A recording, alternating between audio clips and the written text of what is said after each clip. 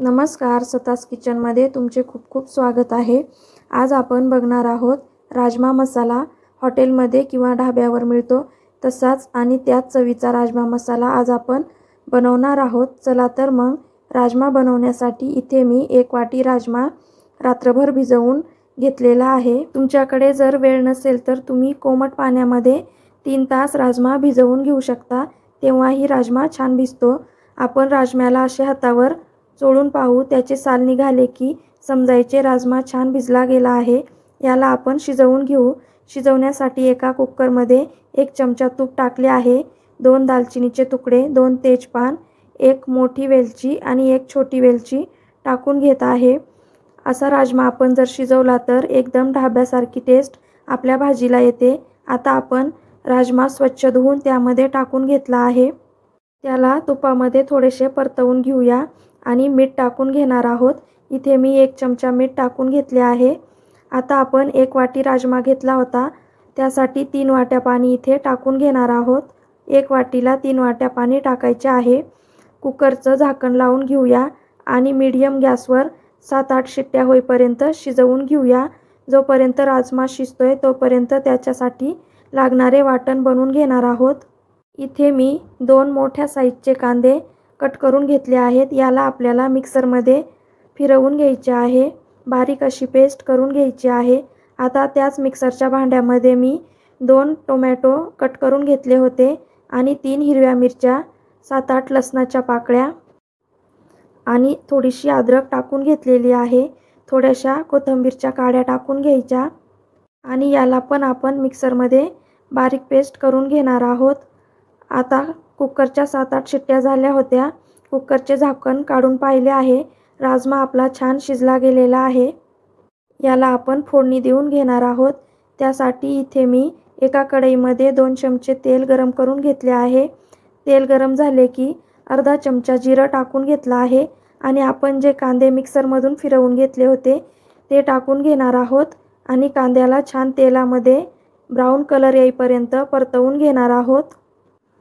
कांदा छान परतवला गेला की यामध्ये आपण टोमॅटो, हिरवी मिरची, लसण, अद्रकची पेस्ट बनवली होती ती टाकून घेऊया आणि तिलाही छान तेलामध्ये परतवून घेऊया। छान तेल सुटेपर्यंत आपल्याला पेस्ट परतवून घ्यायची आहे। आता यामध्ये पाऊण चमचा हळद, 1 चमचा लाल मिरचीची पावडर आणि 1.5 चमचा कांदा लसूण मसाला टाकून घ्यायचा आहे। मसाले तुम्ही तुमच्या आवडीनुसार कमी जास्त करून घ्या। याला आपण छान परतवून घेऊया, मसाले खाली लागू नाही त्यासाठी इथे मी थोडे पाणी टाकून घेतले आहे। मसाले छान मिक्स होण्यासाठी आपण 2 मिनिटं झाकण ठेवून देऊया। 2 मिनिटाच्या नंतर आपण झाकण काढून घेणार आहोत। मसाल्यामधून छान तेल बाहेर आलेले आहे। आता यामध्ये आपण शिजवलेला राजमा टाकून घेऊया।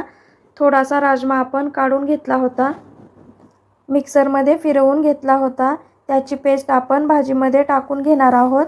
असे केल्याने भाजीला छान दाटसरपणा येतो। हॉटेलमध्ये ढाब्यावर याच पद्धतीने पेस्ट करून टाकतात। वरतून आपण अर्धा ग्लास पाणी आणि अर्धा चमचा मीठ टाकून घेतले आहे। मीठ आपण राजमा शिजवतानाही टाकले होते। याला छान मिक्स करून घेऊया आणि 2-3 मिनिटं एक वाफ काढून घेणार आहोत। 2-3 मिनिटांनी झाकण काढून घ्यायचे आहे। राजमा मस्त उकळलेला आहे आणि भाजीही तयार झालेली आहे।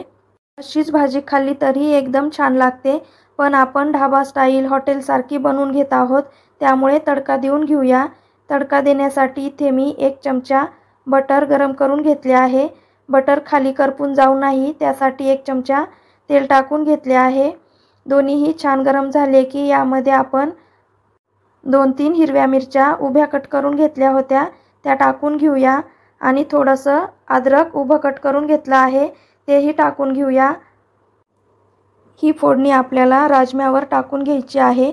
वरतून थोडीशी कोथिंबीर टाकून घेऊया आणि याच्यावरती झाकण ठेवून देणार आहोत, म्हणजे बटरची फोडणी छान राजमा मसाल्यामध्ये मिक्स होईल।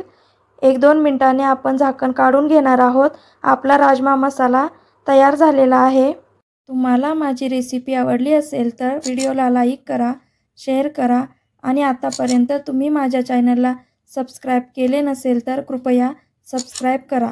अशा सोप्या सोप्या रेसिपीज बघण्यासाठी बेल आयकॉनवर क्लिक करा. हा राजमा मसाला आपण राईससोबत, चपातीसोबत खाऊ शकतो. एकदम छान अशी टेस्ट लागते. तुम्ही नक्की करून पहा आणि आवडल्यास मला कमेंट करून कळवा. तुम्ही ही रेसिपी वेळात वेळ काढून पाहिली त्याबद्दल तुमचे मनपूर्वक आभार. चला तर मग आपण अशाच सोप्या रेसिपीमध्ये पुन्हा भेटूया. तोपर्यंत धन्यवाद.